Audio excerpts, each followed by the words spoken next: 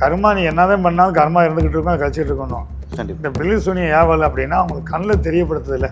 நம்ம உடம்புல துஷ்டவாதத்தை அடிக்குதுன்னு வச்சுங்க, அது ஒரு பாதிப்புனால தான் துஷ்டவாதத்தை அடிக்கும். வீட்டில் ஒரு கருவண்டு வருது, நல்லா இருக்க வீட்டில் ஒரு கருவண்டு வருது, அப்போ நான் அது ஒரு துஷ்டம் நினச்சிக்கிறேன். தேவனை வச்சு உனக்கு 10 நாள் 1 மாதம் மிஞ்சி போனால் 2.5 வருஷம் உன்னை அழிக்க முடியும். மீண்டும் நீ வந்துடுவேன். ஆனால் செய்வனை திருப்பி அவங்கள பாதிக்கத்தான் செய்யும். இப்போ சந்திராஷ்டமில் செய்வனை செஞ்சுருந்தாங்க, பெரிய செய்வனையாக இருக்குது அப்படின்னா 7லேருந்து 21 நாள் அவங்க கூட இருக்கத்தான் செய்யும். நானே உங்களுக்கு இது பண்ணி விட்டாலும் நீங்கள் நல்ல ஆத்மா இருக்குது, நம்ம அப்பா நம்ம கூட தான் இருக்கார், இறந்தவர், நம்ம கணவர் நம்ம கூட தான் இருக்கார், மகன் நம்ம கூட தான் இருக்கார் அப்படின்னு நீங்கள் நினச்சிங்கன்னா அங்கேருந்து ஒரு பொருள். இப்போ தம்பி கேட்குற மாதிரி ஒரு அம்மா அவங்களோட ஒரு 3 வருஷமாக கேள்வி கேட்டுட்டு இருக்கிறாங்க. எங்கள் வீட்டுக்காரர் கூட எப்போ போய் சேர முடியும், அவங்க வீட்டுக்காரர் இறந்துட்டார், நீங்கள் துஷ்டமாக போனேன்னா என்னை கேட்க வேண்டிய இன்றைக்கே போயிடலாம், அவள் இருக்கான்னு நினச்சிங்க, உங்களை போகும்போது கூட்டு போவார். இல்லை நான் ஒரு மாதத்தில் இறந்து போயிடுவேன். ரிஃப்ளெக்ட் ஆன்மீக நேயர்களுக்கு ஒரு பெரிய வணக்கம். ஸோ தொடர்ந்து நிறைய வீடியோஸ் பார்த்துட்ருக்கோம். அந்த விதத்தில் இன்றைக்கி செந்தில் சித்தர் அவர்களை தான் சந்திக்க வந்திருக்கோம். அவர்கிட்ட ஆன்மீக ரீதியாகவும் சரி, இன்றைக்கி கொஞ்சம் சில விஷயங்கள் பார்த்திங்கன்னா இன்டெப்த்தாக, ஏன்னா இது என்னோட கேள்விகள்ன்றதை விட நிறைய மக்கள், ஏன்னா ஆன்மீகத்தை நம்புகிற மக்கள் இருக்காங்க, ஆன்மீகத்தை நம்பாத சில மக்களும் இருக்காங்க.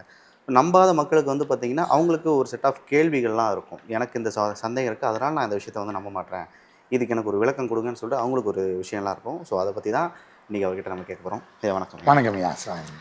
ஐயா இப்போ பில்லி சூனியம் ஏவல் இந்த மாதிரி விஷயங்களை பற்றி நம்ம நிறைய பேசியிருக்கோம். அதில் பாதிக்கப்பட்டவங்க நம்ம நேரில் பார்த்துருக்கோம், அது வெளியே வந்தவங்களாம் பார்த்துருக்கோம். இப்போது நம்புறவங்க ஒரு பக்கம் இருந்தால் நம்பாதவங்க ஒரு பக்கம் இருக்கத்தான் செய்யறாங்க. நல்லது கெட்டது ரெண்டுமே இருக்கீங்க. ஆமாம். நம்ம லாஸ்ட் வீடியோவில் இப்போ பார்த்துருந்தோம், நீங்கள் சொல்லியிருந்தீங்க மலேசியாவில் இப்போ அழகு குத்துறாங்க, அவங்க நம்ப ஆரம்பிச்சிட்டாங்க அப்படின்றப்போ அவங்களுக்கு இது ஒரு மாற்றம் நடந்திருக்கு அப்படின்றவங்க நினைக்கிறேன்.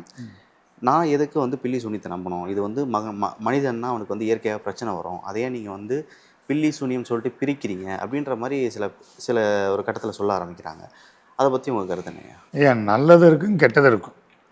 மந்திரம் இல்லைன்னு சொல்கிறவன்னு ஒருத்தர் இருக்கிறேன், இருக்கிறவங்க ஒருத்தன் சொல்லியிருக்கிறேன், விளக்குற ஒருத்தர் இருக்கேன், விளக்காமல் ஒருத்தன் சொல்லியிருக்கிறேன்னு வச்சுக்கோங்களேன். இன்னைக்கு கலியுகம். இந்த கலியுகத்தில் என்ன பண்ணுறாங்க, நைட்டும் பகலும் உழைக்கிறீங்கன்னா அவங்க திறமை. பார்க்குறவங்களுக்கு ஐயோ உழைச்சிட்டானே வச்சுட்டானே இவனை காட்டி மீண்டு வரணும் அப்படின்னு போனீங்கன்னா பொறுமையாக போகிறதுக்காண்டி இப்போ யாரும் யோசிக்கிறது இல்லை. உடனே போகணும் அப்படின்னா செய்வனை போகிறாங்க, ஒரு கட்டுக்கட்ட போகிறாங்க, ஒரு ஏவல்கிட்ட போகிறாங்க, ஒரு பில்லியன் வைக்க போகிறாங்க, இப்படி அழிக்கிறதையும் பார்க்குறாங்க. சரி, அதில் பார்த்தீங்கன்னா நீங்கள் ரொம்ப பேர் பாதிக்கப்பட்டிருக்காங்களே. சாமியே இல்லாமல் சொல்கிறேன், சாமி இருக்குன்னு சொல்கிறேன், செய்வனவே இல்லைன்னு சொல்கிறவன் அவனை செய்வனில் பாதிச்சிருக்கு, எனக்கு தொழில் பாதிச்சிருக்கு, இது ஒரு மாற்றம் அப்படின்னா இது காக்கிற இடம், இந்த இடம் இதை எனக்கு காப்பாற்றுமா, ஏதோ ஒரு நம்பிக்கை, எந்த அம்பாலும் சரி முழுமையான நம்பிக்கை சாமியால் வைக்க ஆரம்பிச்சிட்டாங்க.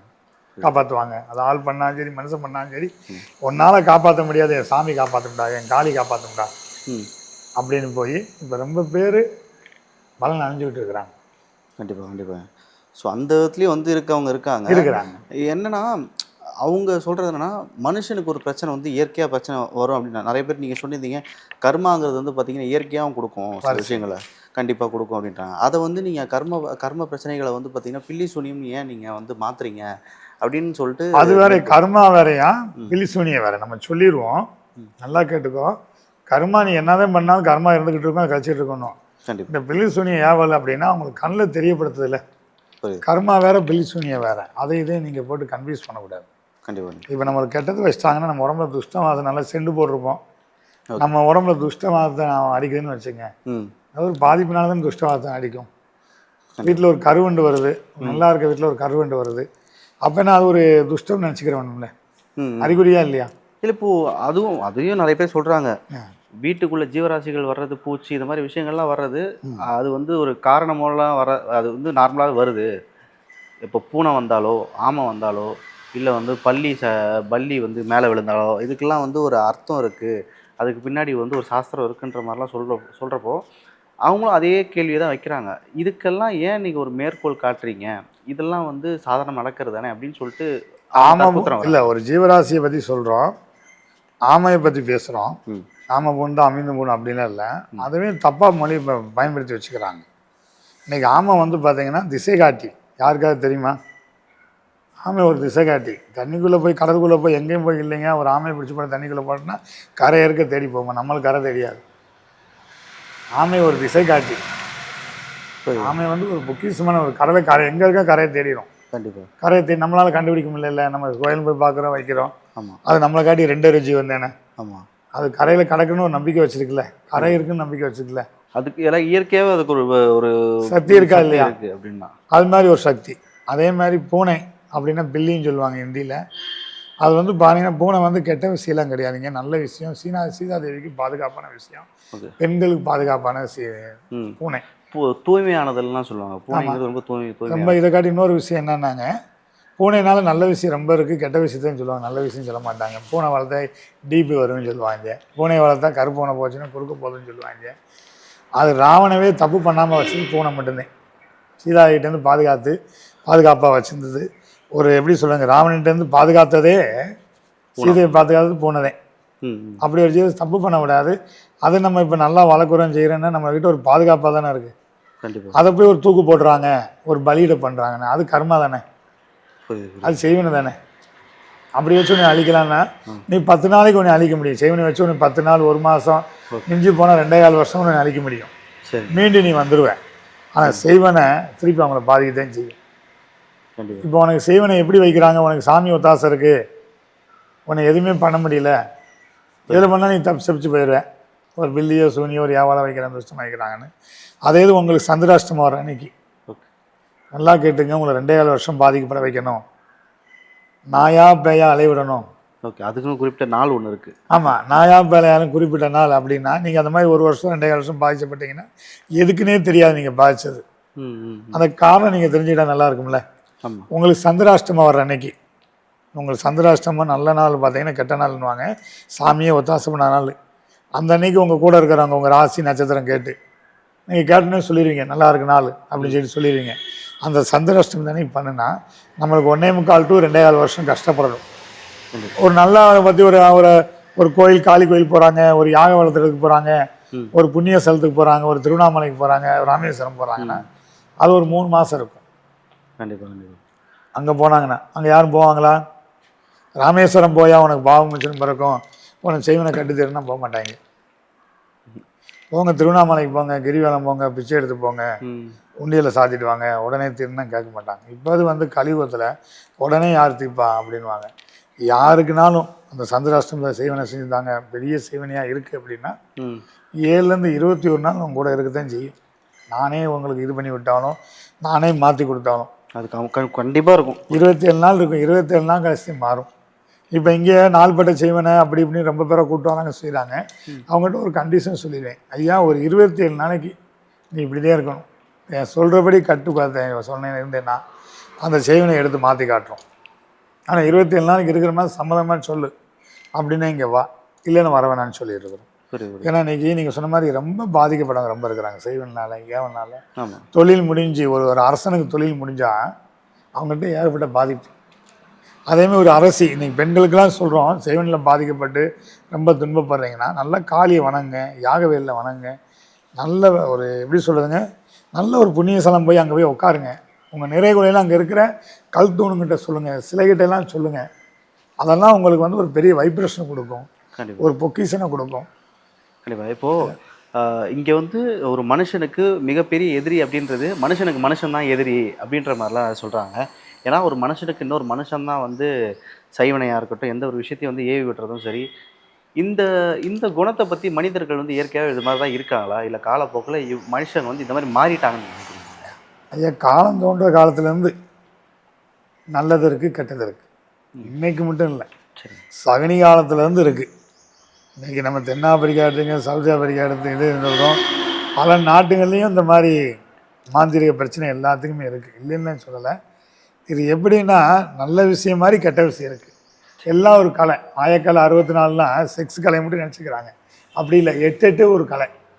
நம்ம பூமியில் வாழ்கிறதுக்கு ஒரு 8 கலை, ஆளுங்கிட்ட பேசுறதுக்கு 8 கலை, அடுத்த உருவாக்கிட்டு போகிறது 8 கலை, கோயில் வச்சுக்கிறது 8 கலை, ஒரு முன்னோர்கள்ட்ட பேசுறது 8 கலை, ஒரு செக்ஸ் கலை 8 கலை, ஒரு மன மகிழ்ச்சிக்கான 8 கலை, ஒரு தந்திர கலை 8 கலை, ஒரு மாயக்கலை 8 கலை, இயந்திர கலை 8 கலை, இப்படி 8 பிரித்து வச்சுக்கிறாங்க. சரி. இந்த கலையில் யாருமே இப்போ சரியாக கற்றுக்கிறது இல்லை. அதில் ஒவ்வொருத்தையும் ஒரு கலை கற்றுக்கிட்டவன் நல்லவனுக்கு நல்லவனாக இருக்கிறான், கெட்டவனாக இருக்கிறான் கெட்டவனாக இருக்கிறான். இப்போ எல்லாமே அந்த காலத்து முனிவர் சொல்லிங்க, ரிஷிமார்கள், ஞானிகள், சாமிகள்லாம் ஒவ்வொருக்கும் 3 பரிபாசை வச்சுக்கிறாங்க. கண்டிப்பாக. ஒவ்வொரு பொருளும் வந்து பார்த்திங்கன்னா மருந்துக்கு, மாந்திரத்துக்கு, தந்திரத்துக்குன்னு வச்சுக்கிறாங்க. இயந்திரத்துக்கு இப்படி 4 வச்சுக்கிறாங்க. நம்ம இயந்திரமும் போகிறது இல்லை, மந்திரமும் கட்டுக்கிறது இல்லை, மருந்துக்கும் அதை யூஸ் பண்ணுறது இல்லைங்க. நம்ம எதை கற்றுக்க தாந்திரத்துக்கு தான் கட்டுக்கிறோம். கண்டிப்பாக. தாந்திர பரிகாரமே அதிகமாக. தாந்திரங்கன்னு என்ன? ஒரு மாயை உருவாக்கி காட்டுறது. அந்த மாயை உருவாக்கி காட்டி உங்களுக்கு ஏதாவது பண்ணி வர்றது, அந்த மாயதே உங்களை பாதிக்கிறது, செய்கிறது, வைக்கிறது. கண்டிப்பாக.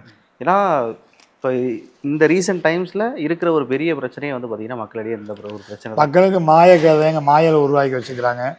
இதை காட்டி பெண்களுக்குலாம் சொல்கிறோம் கேட்டுங்க. பெண்கள்லாம் பொக்கிஷம். ஐயோ நம்மளுக்கு செய்வனை வச்சுட்டியான், பேய் பிடிச்சிருக்கு, இது பிடிச்சிருக்கு, துஷ்டம் பிடிச்சிருக்கு, நம்மளை அழிச்சு போட்டாங்க அப்படின்னு பெண்கள்லாம் கைப்பாக மாதிரி வச்சு ஒரு எவ்வளோ ஆழ்ந்தனா கூட ஈஸியாக நீங்கள் பெண்களை ஏமாற்றி போடுறாங்க. அது மாதிரி வளர்றதில் பெண்கள்கிட்ட சொல்கிற ஒரே விஷயம், நீங்கள் தான் அம்பிகள் வழிபாடு, நீங்கள் தான் அம்பாள். நீங்கள் உங்களை சரி பண்ணிக்கிறேன்னு நினச்சி ஏகப்பட்டது சரி பண்ணிக்கலாம். கோயிலுக்கெல்லாம் போங்க, முன்னோடியை தொட்டு கும்பிடுங்க, திரிசூலத்தை கும்பிடுங்க, அம்பியை கும்பிடுங்க, பைரவியை கும்பிடுங்க. எவ்வளோக்கு எவ்வளோ பைரவியை கும்பிட்றீங்களோ நீங்கள் என்ன உருவம் எடுத்துக்கலாம். இன்றைக்கி பெண்களெல்லாம் சாரா பிழிஞ்சு, சக்கையாக பிழிஞ்சு எல்லாமே ரொம்ப நோவடிச்சு, செய்வனில் பாதிக்கப்பட்டு, மாயால் பாதிக்கப்பட்டு, நல்லவங்களவே கெட்டவங்களாக்குற கலை இப்போ எல்லாம் வச்சுருக்கிறாங்க. யார் யார் நல்லவங்களோ அந்த பெண்கள்லாம் கெட்டதாக்கி அவங்கள வழிக்கு வர வச்சு பயங்கர துன்புறுத்துகிற பெண்களுக்கெல்லாம் சொல்கிறோம், ஒரு நொடி பைரவி நினச்சிங்க, அந்த கால பைரவி நினச்சிங்க, எல்லாமே மாறி போயிடும். அம்பாள் உங்களை வழி நடத்துவா. கண்டிப்பாக. அம்பாள் வழி நடத்த ஆரம்பித்தானே எல்லாமே சகல கட்டெல்லாம் உடஞ்சிக்கிறீங்க. கண்டிப்பாக. இன்னொரு டாபிக் வந்தோம்னா, இதே மாதிரி பில்லி சூனியம் ஏவலுக்கு எதிராக வந்து ஆட்கள் இருக்கிற மாதிரி இங்கே இந்த ஆன்மா மூலியமாக பாதிக்கப்படுறவங்க, பேய் பிசாசு இந்த விஷயங்களை வந்து நம்புறவங்களும் இருக்காங்க, நம்பாதவங்க இருக்காங்க. சரிங்களா? ஏன்னா இப்போ நான் ஒரு விஷயத்தை நம்புகிறேன் அப்படின்னா அது சம்மந்தப்பட்ட ஏதோ ஒரு விஷயத்தினால நான் பாதிக்கப்பட்டிருக்கேன், எனக்கு ஒரு அனுபவம் கிடச்சிருக்குன்றப்போ. இப்போ நிறைய பேருக்கு அந்த அனுபவம் வந்து கிடச்சிருக்காது. நான் கண்ணால் பார்த்தா அந்த விஷயத்தை நான் நம்புவேன், இல்லைனா நான் நம்பவே மாட்டேன் அப்படின்ற ஒரு கட்டத்தில் வந்து அவங்க இருப்பாங்க. ஆன்மா அப்படிங்கிறது இந்த உலகத்தில் உண்மைதான் நினைக்கிறீங்க? சிவாய நம்ம சிவாய நம்ம. யாரும் பேய் பார்த்துருக்கீங்களா, பார்க்கலையா, துஷ்டமாக இருக்குதா இல்லையான்னு பார்த்துருக்க மாட்டீங்க. ஆன்மா உண்மையான உருவம். ஆன்மா இல்லைன்னு யாருமே சொல்லவே முடியாது. ஆன்மா யாரும் பார்த்ததுன்னு சொல்ல முடியாது. நம்ம ஜோதி வடிவம், நம்ம உள்ளுக்குள்ள இருக்க காற்றுதே ஆன்மா. காற்றை கண்ணால் பார்க்க முடியுமா? முடியாது. ஆனால் காற்று எவ்வளோ தூசியெல்லாம் பிரட்டி கொண்டு போகுது, உருவம் கொண்டு போகுது. கண்ணால் பார்க்க முடியும், ஆனால் அது சக்தி அதிகம். அது மாதிரி ஆன்மா. இப்போ ஆன்மா பார்க்க முடியாதுன்னு சொல்கிறவங்க, எங்கள் கோயிலே ஒரு பிரச்சனை, ஒரு 5 வருஷமாக ஒரு பிரச்சனை கோயிலுக்குள்ளே, அதுவும் பகலில். ஐயா ஒருத்தர் வந்திருக்காரு, எங்கள் கூட ஒருத்தர் வந்திருக்காரு, அவர் ஆன்மாங்கய்யா, வந்து கோயிலில் உட்காந்துருக்காருன்னு அவங்க சொல்கிறாங்க. அவங்க மண்டையில் மூளையில் ஏறி இருக்குது, அவங்க ஒரு பைத்தியம் அப்படின்னு சொல்லி ஒரு வருஷமாக அவங்க வீட்டிலேயே சொல்கிறாங்க. சரி, கோயிலுக்கு கூப்பிட்டு போனால் சரியாக இருக்கும் அப்படின்றாங்க. அப்போ கோயிலுக்கு கூப்பிட்டு வராங்க, ஐயா இந்த மாதிரி ஆன்மா இருக்குது, இந்த மாதிரி எங்களை தொல்லை பண்ணிடுது, எங்கள் கூட பேசுது, வைக்குது, காதுலேருந்து சொல்லிக்கிட்டு இருக்குது, காதுலேருந்து ரத்தம் வருது, இந்த மாதிரி தொடர்ந்து. ஆமாம், நல்லா கேட்டுங்க.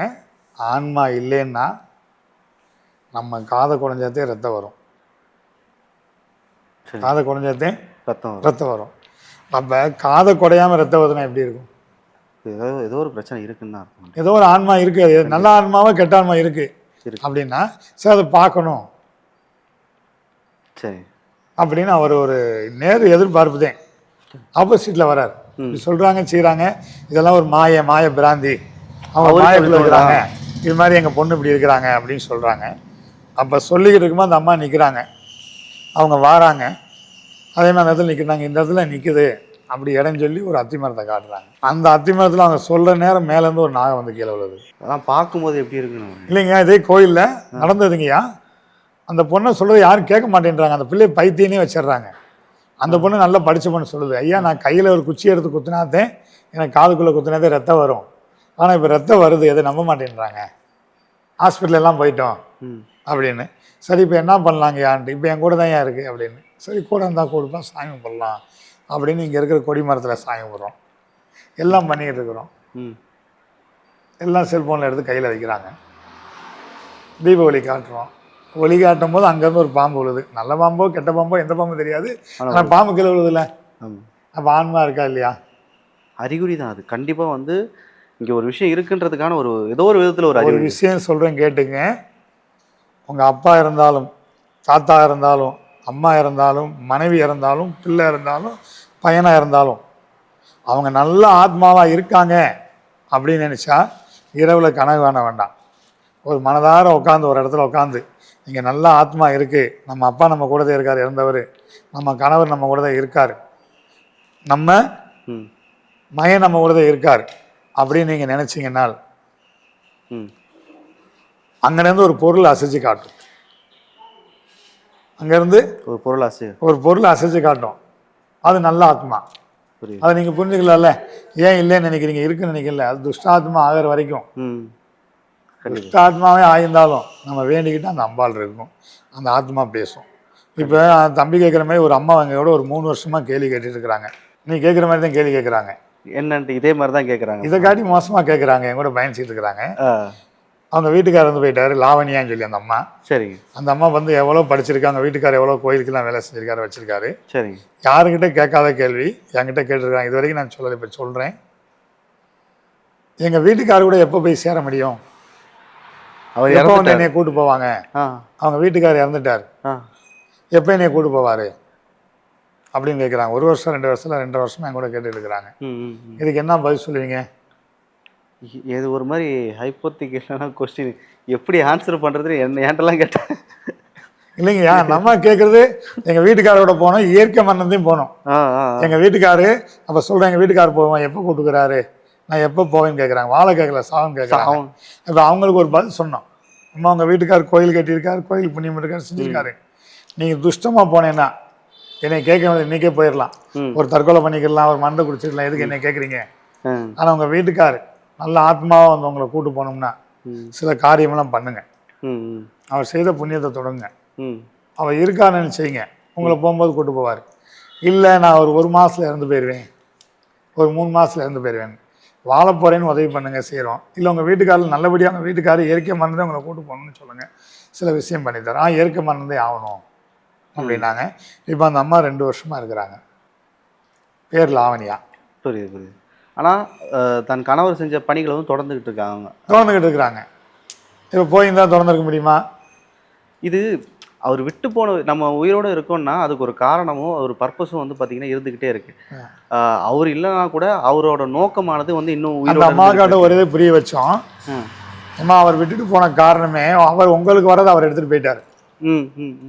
உங்களுக்காண்டி உங்கள் உயிர் தியாகம் பண்ணுறதுக்கு அவர் மனைவி தியாகம் பண்ணி எடுத்துகிட்டு போயிட்டாருமா. அப்படி ஆத்மா நீங்கள் வந்து செயற்கை மரணம் ஆகக்கூடாது, இயற்கை மருந்தே ஆகணும், அது கொஞ்சம் பொறுமையாக இருங்க, கண்டிப்பாக இயற்கை மரணம் ஆகும் அப்படின்னு நாங்கள் வாக்கு கொடுத்துருக்குறோம்.